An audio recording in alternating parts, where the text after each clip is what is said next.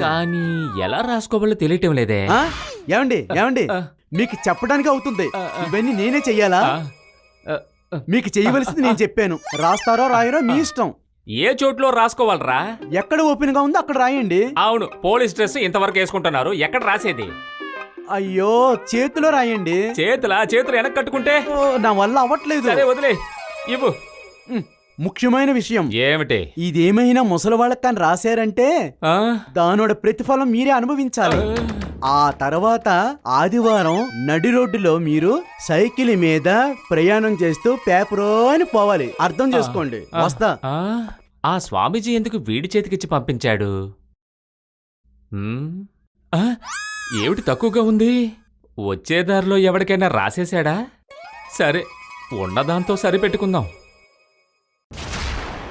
ఆ